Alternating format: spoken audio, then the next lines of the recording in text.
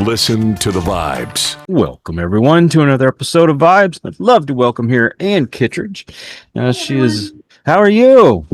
I'm good. How are you, Kyle? Oh, I'm awesome. Well, Ann is a singer, an actress, and volunteer, and an advocate. So we're going to get to know her and have a great conversation. And tell us a little bit more about you. Well, okay, so I live in New York and I have been married to my husband for decades. I won't say how many, but quite a few. And it was the luckiest, most ignorant decision of my life. And I have two children in their 20s. And I was a professional performer. Most of my life, I did take some time off to raise my kids. I just decided I'd rather do it than a nanny. So I took about 11 years off. And then I went back Wow. into initially I was a theater performer on Broadway and Off-Broadway and regional and all that stuff. When I came back, I actually came back to the nightclub cabaret circuit. And that has proved to be so fabulous, so liberating. So, whether it's because of my maturity over all of this time or whatever, but I feel like it was the only way I was going to find my voice. And it's been, I'll brag a little bit. I've gotten quite a few awards in just the last few years, and it just feels like it was really the right direction to go. Yeah, and oh my gosh, and I've been recording, and okay. So I'll tell you. So after the pandemic, as the pandemic was going away, like as we were beginning to come out of our shell, Right. I think a lot of people felt like this. I think we all had a very different perspective about life. Hmm. And I still was doing some interesting things with music during the pandemic, believe it or not. We did this wonderful series called Virtual Shorts, which was this great new technology, which was allowing people from all over the world to come together in their own homes and perform live on YouTube with no latency. Right. So I would be in New York, my drummer would be in Belgium, my duet singing partner was in California, and we would be able to perform with no latency on. So that was one of the things I did. But as we were coming out of our shell, I just thought about my kids, and I just thought, I really want my kids to be able to have some of my music, because even though I brought a lot of music into their life, the most memorable times of their childhood, I was not performing, Hmm. and so they didn't know me that way. And I just thought, oh, I really want them to. So I decided, I had these arrangements. I love arrangements. I love storytelling, and I loved these arrangements. And I thought, oh, I'm gonna record a few of these. I don't know what to do with it, but I'm gonna record a few of these. And we did. And I really didn't know what to do with them. I couldn't even figure out. I'm an intelligent woman. I can do a lot of things. I could not figure out the legal things that you had to go through in order to be allowed to record a song. So I eventually reached out to someone, and I didn't think he knew me. And I was so scared to talk to him. And I started by saying, hi, this is Ann Kittredge. She's like, I know who you are. I'm more than happy to work with you. Let's do this. So we ended up, this album that was supposed to be just for my kids, I wasn't even going to release it or anything, ended up streaming over 1 million streams on Wow. Spotify.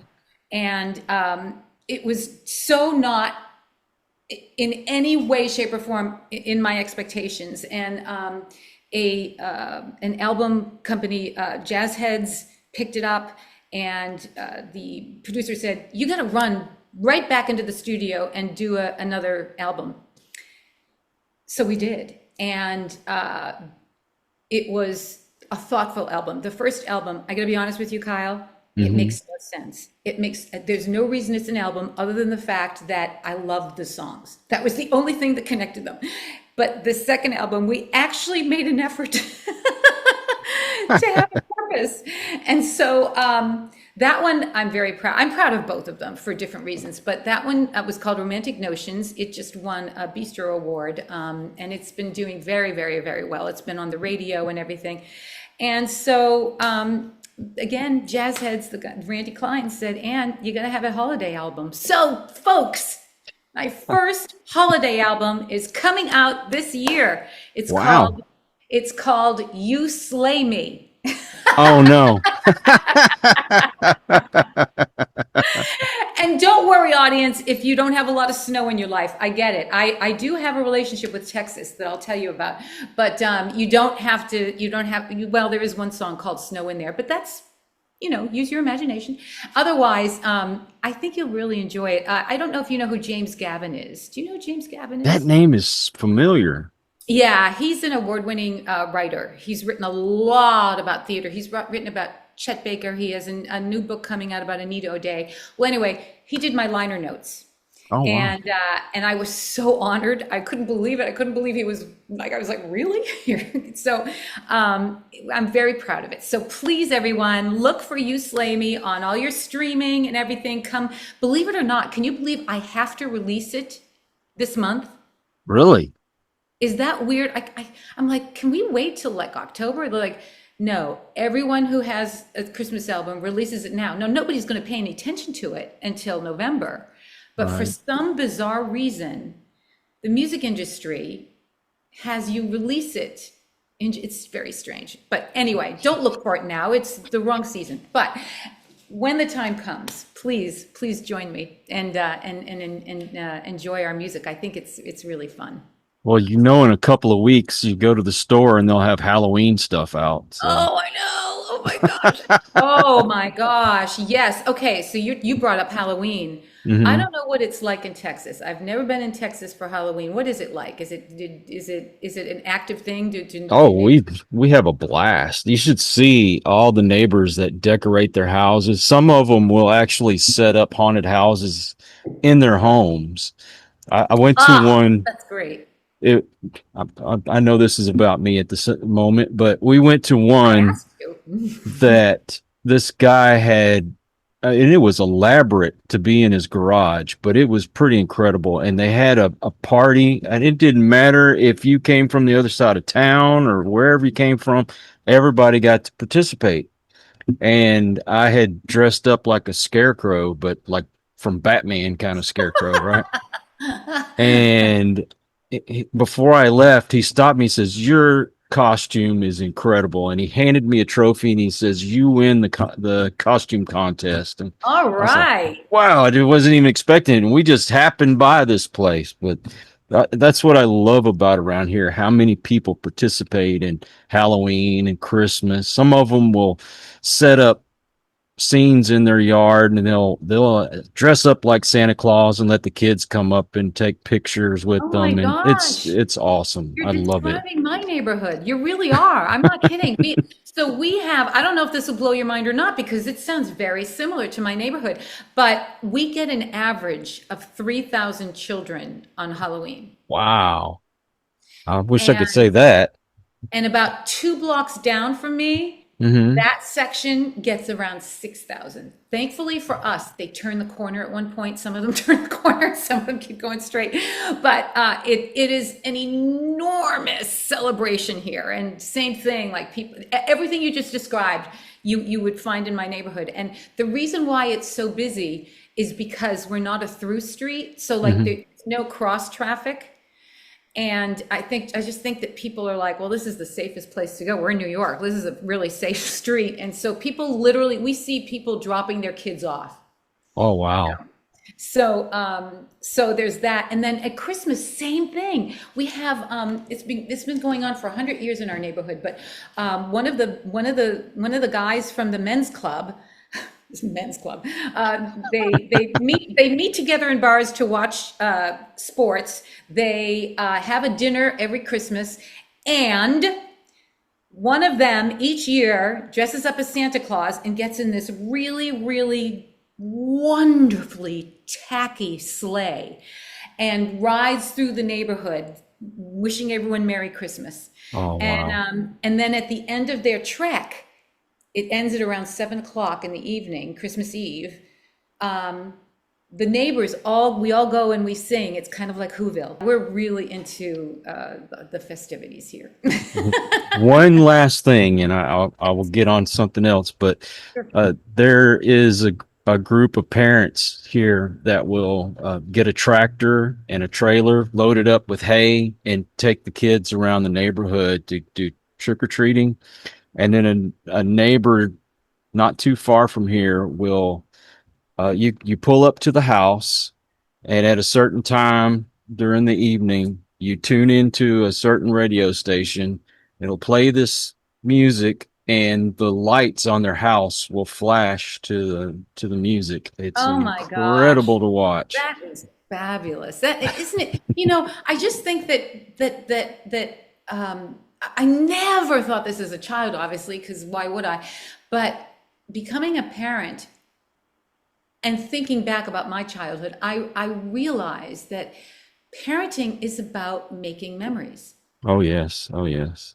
It's what connects our children back to us. Even if they leave us, they will, there's just something about those childhood memories that just keep you connected to your children and keep your children connected to their home, wherever their home base was, even though they're going to create their own homes elsewise. And I see that now as me. I would never go back and live in my town because it doesn't have professional theater, but I have such warm memories. I love thinking about how I was raised, and I hope the same for my kids. Well, the best part about having kids is my grandkids. Oh, I'm not there yet. I'm not there yet. Everyone says that. It's like the best part of having kids is the grandkids. So, Oh okay. yeah. Oh yeah. Oh my goodness. Let me get back to your music real quick because I was curious. I was going through your catalog and I didn't get to listen to everything, but I noticed a song and I wanted to know did you do a cover of Carole King? Yes. Ah, one of my favorite songs from her too. Okay, so let me tell you that story. So, when we finally had a very strong theme for the album called Romantic Notions, Mhm. the value of that theme for me was it didn't lock me in to just human romance. There's romance just looking out onto a beautiful garden, right? Or there's romance holding an infant in your arms. You know what I mean? There's romance in many different facets other than just human to human. Right. And so once we had that and we really utilized it, we throw out, I'm not exaggerating, hundreds of songs to end up with the 13 or 14 that end up on the album. And at one point, Barry Kleinbort, who was he was a consultant. He knows me. He knows my voice. I really trust him. He asked me. He said, "Well, who were your favorite artists when you were younger?" And I said, Carole King. Carole King, and he said, "Oh, what about I Feel the Earth Move?" And I said, "There is no way I am singing a Carole King song. Like, no, there's no way." That to me was a throwaway. Let's go on. And he wouldn't let it go. He's like, "Anne," he said, let's just play it." And so my music director, Chris Denny, went over to the piano. He started playing it. I'm standing there staring at them going, did they not hear me? I am not touching a Carole King song, And within minutes, again, I'm not exaggerating, within minutes, the three of us came up with such a unique approach to the song. It was magical. It was like, I was like, I cannot believe we're going to have a Carole King song on my album.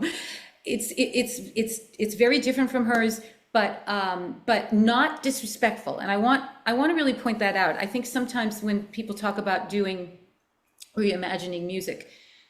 Some people, I think, do it with a certain sense of disrespect, like they do it to do it. You know what I mean? It's like, Right, well, right. I never do that. And if I had felt that way about any of the songs on the album, it wouldn't be on the album. But what I do believe is that if a song does speak to you, and you find something else to say about it, then have the courage to say it. And the audience may like it, they may not, but have the courage to say it. And that song in particular, oh my gosh, it exploded on the radio. It was really great. But and this is really funny. Oh my gosh, I have to tell you. So my husband works in theater. Hmm. He's on the producer side of things, and he was out of town, and he was producing and directing a presentation in this huge, like I think it was like a 1,500. Or kind of, it wasn't an arena, but it was a 1,500 seat space. And they went for a break. And during the break, lo and behold, my version of I Feel the Earth Move went on the sound system. Right. And my husband's like, that's my what? That's my wife.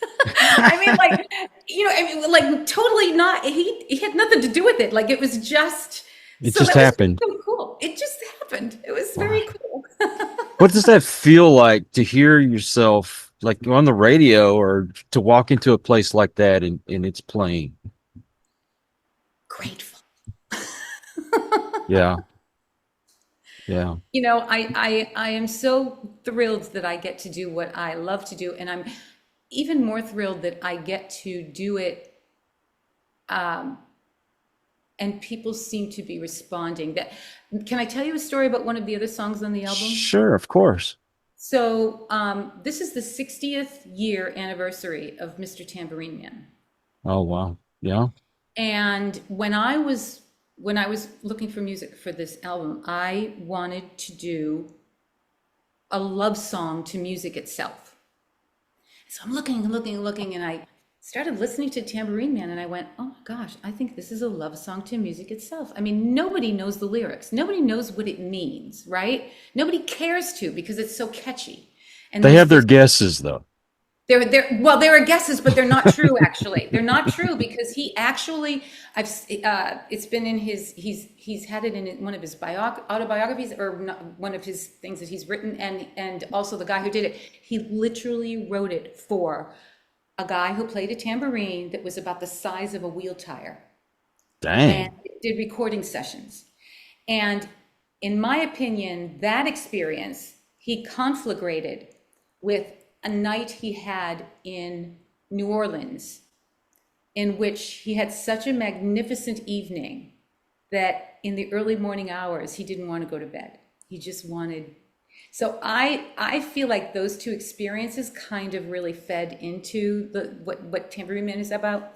But I really decided it was about a love song to music. And so I brought it in, and my team was like, nope, threw it out.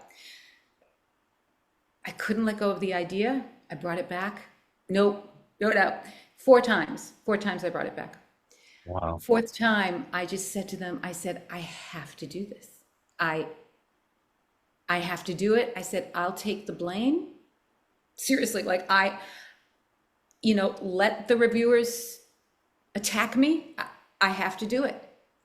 And so we worked up an arrangement, and I can't even tell you how scared I was before we released the album. It was the only thing I could think of. It's like, oh my gosh, people are going to hate this. They're going to hate it. They're going to think I'm, and I'm thinking, oh, but I love it. I really love it.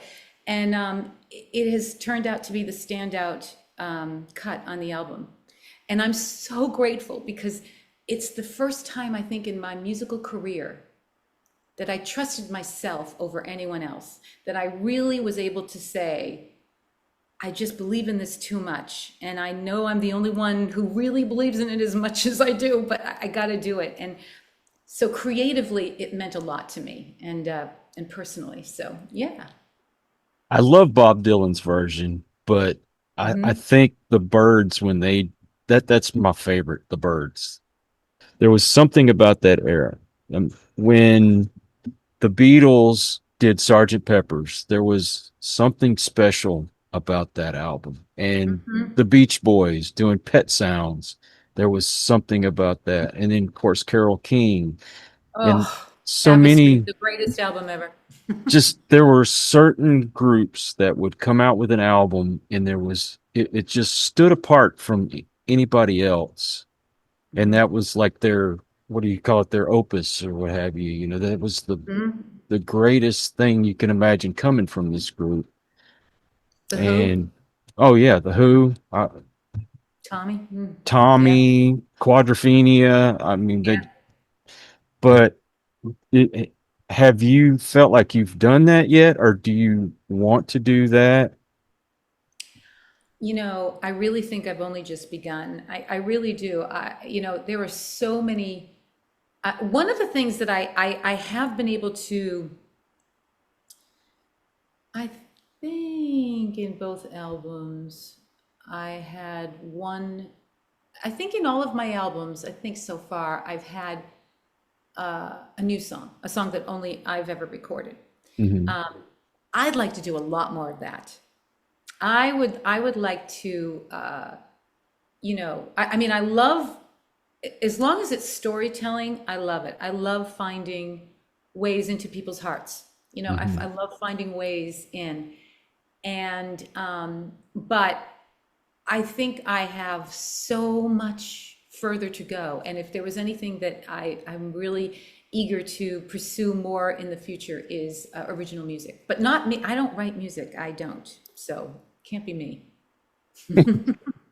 Hey, you should just do it. Just do Yep. it. Yeah, you just have to find good stuff though, I mean, I don't want to just do it to do it again. It's like it's got to be, and there are some artists that I have thought about reaching out to, and we'll see. But I just finished my holiday album. So I'm still, recovering. Is there an artist out there right now that you want to work with? Um, Anne Hampton Calloway. Do you know who she is? I can't say that I do. She's a jazz singer. I wouldn't call myself a jazz singer, but she can sing everything. But she's really, really quite wonderful that I would want to work with. Um, I, you know, I mean, there's fantasies. I guess there's certain fantasies like John Mayer. Wouldn't that be cool to do something? Right. You know what I mean? But and Eminem. I know that sounds crazy, but my son is hugely into rap, and he is a performer also in his own right. And I keep asking him to write a song for us. Like he can do the rap, and I can do whatever the other thing is. um, uh, yeah, yeah. And you're still doing Broadway? Not as much. I'm moving back into it. So I started in nightclubs and cabaret coming out of raising my children. And I'm just now, you're just bringing up the time where I'm just now beginning to audition again for Broadway and Off-Broadway and stuff. I really have enjoyed, like I'll be going to Puerto Vallarta. I was there this year. I'm going to be going next year again. They're inviting me back to bring my one-woman show. I really have been enjoying doing my own show, but I am missing the family that is a theater production. And so, yeah, I have just started pursuing that again. Are you wanting to get back into TV and film? Not as much, not really. I'm not as interested in that. Because I think the thing that I'm missing is the family. Yeah. And not that I don't think there's family on TV, but I'm sure there is. I just have such familiarity with theater families, and I really miss that vibe. Really do. And do you have a website? I do. AnnKittredge.com. It's very clever. Now, I know you said you have music streaming. Do you have any hard copies? Oh yes, I have CDs of both my Reimagine and my Romantic Notions No hard copies yet of You Slay Me, but there will be. Yes, yes, and you can buy it on Amazon. You can buy it. I'm on all of the music services, all of them. So you can find me everywhere. Do you have a YouTube? I do. I do. Yep, Ann Kittredge. All right. And of course, the necessary evil in this world. What is your social media? I'm pretty active on Instagram, Okay. and I am pretty active on Facebook. And maybe someday I'll go further into TikTok. I just haven't yet.